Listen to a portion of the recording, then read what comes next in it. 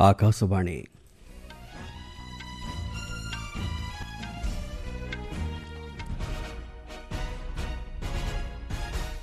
संवाद पढ़ुछंती चंदन घोष। मुख्य संवाद त्रिराष्ट्रीय गस्तर अंतिम पर्यायर आज ओमान रे पहुंचिले प्रधानमंत्री। विकसित भारत पई विकसित ग्रामीण ढांचा प्रस्तुत करिबारे बीवीजी रामजी बिल 2025 सहायक हेबो, लोकसभा रे कहिले केंद्रमंत्री शिवराज सिंह चौहान। संसदर अनुमोदन लाभ कला सबका बीमा सबकी रक्षा बिल 2025। भारत ओमान मध्य समन्वित अर्थनैतिक भागीदारी चुक्तिनामा स्वाक्षरित हेबो आसंता काली। एवं भारत दक्षिण आफ्रिका मध्य लखनऊ रे हेबाकु थिबा T20 आंतर्जातिक क्रिकेट मैच कुहुड़ी जोगु विलंबित।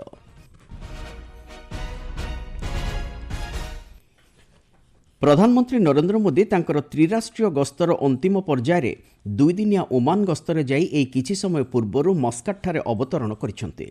विमान बंदर रे ओमान रो उप प्रधानमंत्री श्री मोदी को स्वागत करथिले। इथियोपिया गस्त शेष करी आज से ओमान यात्रा करथिले। ओमान राष्ट्र मुख्य सुल्तान हाइथाम बिन तारिक निमंत्रण क्रमे श्री मोदी एही गस्तरे जाइछंती। प्रधानमंत्री सहित एक उच्च प्रतिनिधि मंडली मध्य ओमान गस्त करिसेंती।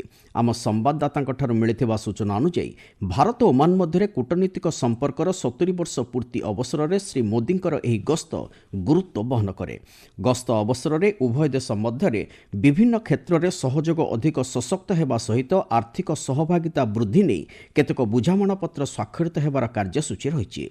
आज प्रधानमंत्री आदिस अबाबा ठारे इथियोपिया संसदर मिलित अधिवेशन रे उद्बोधन देई कहिसंती भारतर जातीय संगीत वंदे मातरम और इथियोपियार जातीय संगीत उभय देश मातृकार सम्मान पई उद्दिष्ट। एही संगीत आमको देश मातृकार ऐतिह्य संस्कृति सौंदर्य एवं सुरक्षा पई गौरवान्वित करिथाय। इथियोपियार आदिस एवं धोलेरा बंदर केवल वाणिज्यिक केन्द्र नुहंती बरं दुई सभ्यतार एक सेतु बोली प्रधानमंत्री श्री मोदी कहिसंती। श्री मोदी को इथियोपियार सर्वोच्च सम्मान द ग्रेट ऑनर निशान ऑफ इथियोपिया रे सम्मानित करा जायछि। विकसित भारत रोजगार एवं जीविका मिशन पाई ग्यारंटी अभियान ग्रामीण VBG रामजी 2025 बिल उपरे लोकसभा आलोचना जारी रही। केंद्र ग्रामीण विकास मंत्री शिवराज सिंह चौहान कहते यह गृहीत हेबा द्वारा यह बिल 20 वर्षर पुरातन महात्मा गांधी जातीय ग्रामीण निजुक्ति ग्यारंटी आईन 2005 स्थान नेब। 2047 सुधा विकसित भारत विजन अधीन एक ग्रामीण विकास ढांचा प्रस्तुत करिबारे एही बिल सहायक हेबो। एथिरे ग्रामीण परिवार को 125 दिनर मजूरी आधारित निजुक्ति ग्यारंटी प्रदान करा जायछि। बिल रे सशक्तिकरण विकास समन्वय एवं संपूर्णता उपरे मध्य ध्यान दिया जायछि बोली श्री चौहान कहिसंती। ये बिल विकसित भारत के लिए विकसित गांव के निर्माण का बिल है, जिसमें 100 दिन जो रोजगार की गारंटी थी वो बढ़ा के 125 दिन कर दी गई है। हम रोजगार भी देंगे और 100 से बढ़ा के 125 दिन, लेकिन केवल रोजगार नहीं, जो महात्मा गांधी जी का सपना था स्वावलंबी गांव, वो स्वावलंबी स्वयंपूर्ण गरीबी मुक्त और रोजगार युक्त गांव बनाने का ये बिल है। सबका बीमा सबकी रक्षा बीमा आईन संशोधन बिल 2025 आज राज्यसभा रे पारित हेबा परे संसदर अनुमोदन लाभ करिछि। बीमा आईन 1938, जीवन बीमा निगम आईन 1956 एवं बीमा नियामक और विकास प्राधिकरण आईन 1999 को संशोधन करबा हेउछि एई बिल रो उद्देश्य। एई बिल द्वारा भारतीय बीमा कंपनी गुड़िकर विदेशी प्रत्यक्ष पुंजी परिमाण को मूलधनर 74% रु 100% को वृद्धि करा जाय परिबो। देश में बीमा क्षेत्र विकास एवं अभिवृद्धि को त्वरान्वित करने सहित बीमाधारी सुरक्षा को या द्वारा सुनिश्चित करा जाय परिबो। बीमा कंपनी गुड़िकर कार्यशैली को अधिक सुगम करने एवं नियामक प्रणयन क्षेत्र में अधिक स्वच्छता आनिबा दिगरे एही बिल सहायक होई परिबो। एही आलोचना रे बीजेपी रो सांसद अरुण सिंह, कांग्रेस रो शक्ति सिंह गोहिल, टीएमसी रो साकेत गोखेल, डीएमके रो डॉक्टर कानिमोजी प्रमुख अंशग्रहण कर निज निजर सुचिंतित मतामत व्यक्त करिसेंती। आपण माने संवाद शुणुचंती आकाशवाणी रो। राष्ट्रपति द्रौपदी मुर्मू आज आंध्र प्रदेश गस्त शेष करी अपराह्न रे हैदराबाद हाकिमपेट विमान बंदर रे पहुंची। विमान बंदर राष्ट्रपति सिकंदराबाद बोलार्म स्थित राष्ट्रपति निलम अभिमुखे यात्रा करिसेंती। ଆଜିଠାରୁ 22 ତାରିଖ ପର୍ଯ୍ୟନ୍ତ ରାଷ୍ଟ୍ରପତି ନିଳୟମଠାରୁ ରାଷ୍ଟ୍ରପତିଙ୍କର କାର୍ଯ୍ୟାଳୟ କାର୍ଯ୍ୟ କରିବ ବୋଲି ସୂଚନା ମିଳିଛି। ଆସନ୍ତା ଶୁକ୍ରବାର ଦିନ ହାଇଦ୍ରାବାଦଠାରେ ଅନୁଷ୍ଠିତ ହେବାକୁ ଥିବା ରାଜ୍ୟ ଲୋକସେବା ଆୟୋଗଙ୍କ ଜାତୀୟ ଅଧ୍ୟକ୍ଷ ସମ୍ମିଳନୀକୁ ରାଷ୍ଟ୍ରପତି ଉଦ୍ଘାଟନ କରିବେ। 20 ତାରିଖରେ ଗଚିବୌଲିଠାରେ ବ୍ରହ୍ମାକୁମାରୀ ଶାନ୍ତି ସରୋବର ଦ୍ୱାରା ଆୟୋଜିତ ଭାରତର କାଳଜୟୀ ଜ୍ଞାନ ଶାନ୍ତି ଓ ପ୍ରଗତିର ପଥ ଶୀର୍ଷକ ସମ୍ମିଳନୀକୁ ମଧ୍ୟ ସେ ସମ୍ବୋଧନ କରିବାର କାର୍ଯ୍ୟସୂଚୀ ରହିଛି। ଭାରତ ଓ ଓମାନ ମଧ୍ୟରେ ଆସନ୍ତାକାଲି ପ୍ରଧାନମନ୍ତ୍ରୀ ନରେନ୍ଦ୍ର ମୋଦି ଓ ଓମାନର ସୁଲତାନଙ୍କ ଉପସ୍ଥିତିରେ ସମନ୍ୱିତ ଅର୍ଥନୈତିକ ଭାଗିଦାରୀ ଚୁକ୍ତିନାମା ସ୍ୱାକ୍ଷରିତ ହେବ ବୋଲି ବାଣିଜ୍ୟ ଓ ଶିଳ୍ପ ମନ୍ତ୍ରୀ ପୀୟୂଷ ଗୋୟଲ କହିଛନ୍ତି। ଆଜି ମସ୍କାଟ୍ଠାରେ ଓମାନ ଭାରତ ବ୍ୟାବସାୟିକ ବୈଠକରେ ଉଦ୍ବୋଧନ ଦେଇ ସେ ଏହି ସୂଚନା ଦେଇଛନ୍ତି। ଶ୍ରୀ ଗୋୟଲ କହିଛନ୍ତି, ଏହି ରାଜିନାମା ସ୍ୱାକ୍ଷରିତ ହେବା ଫଳରେ ଦୁଇ ଦେଶର ବିକାଶ ଦିଗରେ ଏକ ନୂତନ ଅଧ୍ୟାୟ ଆରମ୍ଭ ହେବ। ଏଥିସହିତ ଦୁଇ ଦେଶ ମଧ୍ୟରେ ବାଣିଜ୍ୟ କାରବାର ମଧ୍ୟ ବୃଦ୍ଧି ପାଇବା ସହିତ ବିଭିନ୍ନ କ୍ଷେତ୍ରରେ ଅପାର ସୁଯୋଗ ସୃଷ୍ଟି ହୋଇପାରିବ।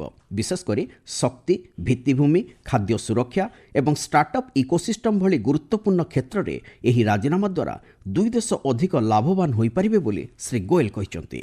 ପୂର୍ବରୁ ଓମାନର ତୃତୀୟ ସର୍ବବୃହତ୍ ବାଣିଜ୍ୟିକ ଭାଗିଦାରୀ ଭାରତର ବାଣିଜ୍ୟ ମନ୍ତ୍ରୀ ଶ୍ରୀ ଗୋୟଲଙ୍କୁ ତାଙ୍କର ଓମାନ ପ୍ରତିପକ୍ଷ କ୍ୱେସି ଅଲ୍ ୟୁସେଫ୍ ସ୍ୱାଗତ କରି ଓମାନରେ ଭାରତର ପୁଞ୍ଜିନିବେଶ କେବଳ ଏକ ବଜାର ସୃଷ୍ଟି ଉଦ୍ଦେଶ୍ୟରେ ନୁହେଁ ବରଂ ବିକାଶ ଦିଗରେ ଏକ ଦୀର୍ଘସୂତ୍ରୀ କାର୍ଯ୍ୟକ୍ରମ ବୋଲି କହିଛନ୍ତି। ଭାରତର ରୂପାନ୍ତରୀକରଣ ଲାଗି ଆଣବିକ ଶକ୍ତିର ବିକାଶ ଏବଂ ନିରନ୍ତର ଉପଯୋଗ ବିଲ୍ 2025 ଆଜି ଲୋକସଭାରେ ପାରିତ ହୋଇଛି। ଦେଶ ତଥା ଦେଶବାସୀଙ୍କ କଲ୍ୟାଣ ଲାଗି ଆଣବିକ ଶକ୍ତିର ସଦ୍ ଉପଯୋଗ ଏବଂ ଏହାର ବିକାଶ କରିବା ହେଉଛି ଏହି ବିଲ୍ର ମୁଖ୍ୟ ଉଦ୍ଦେଶ୍ୟ। ଏହାର ସୁରକ୍ଷା ଏବଂ ସୁରକ୍ଷିତ ବ୍ୟବହାର ଲାଗି ଏହି ବିଲ୍ ଦ୍ୱାରା ଏକ ସୁବ୍ୟବସ୍ଥିତ ନିୟାମକ କାର୍ଯ୍ୟଖସଡ଼ା ପ୍ରସ୍ତୁତ କରାଯାଇପାରିବ। ଏତଦ୍ବ୍ୟତୀତ ଆଣବିକ ଶକ୍ତି ନିୟାମକ ବୋର୍ଡ ଗଠନ ସହିତ ଆଣବିକ ଶକ୍ତି ସମସ୍ୟାର ସମାଧାନ ଲାଗି ପରାମର୍ଶଦାତା ପରିଷଦ ପ୍ରତିଷ୍ଠା ମଧ୍ୟ ହୋଇପାରିବ।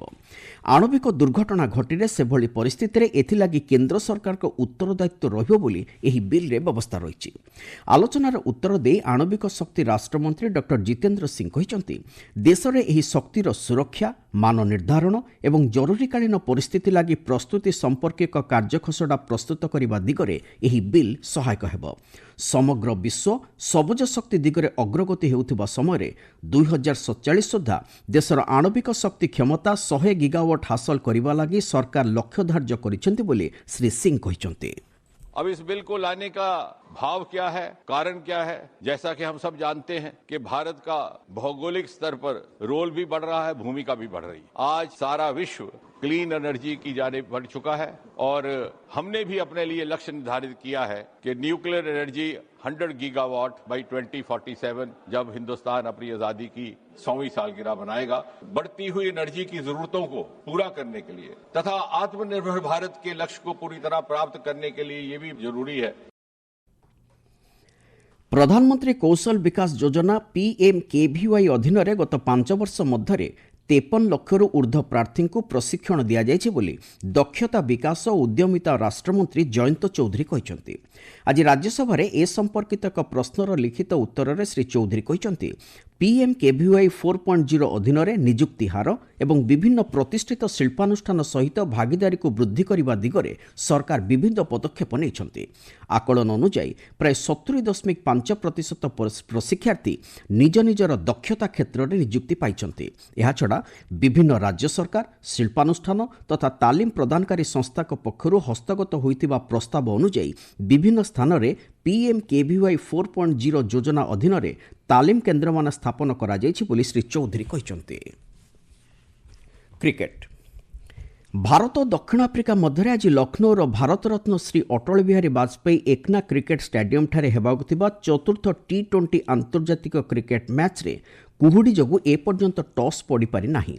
संध्या 7:30 अनुसंधान परे जदि स्थिति अनुकूल रुहे तेबे खेल आरंभ होई पारे बोली सूचना मिली। 5 टिकिया मैच विशिष्ट एही सीरीज रे भारत वर्तमान सुधा 2-1 रे आगुआ रही। पंचम तथा अंतिम मैच आसंता शुक्रवार अहमदाबाद नरेंद्र मोदी स्टेडियम रे खेला जिवो।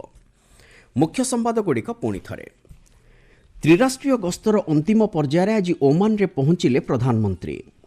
संसदर अनुमोदन लाभ कला सबका बीमा सबकी रक्षा बिल 2025 एवं भारत ओमान मध्य समन्वित अर्थनैतिक भागीदारी चुक्तिनामा स्वाक्षरित हेब आसंता काली।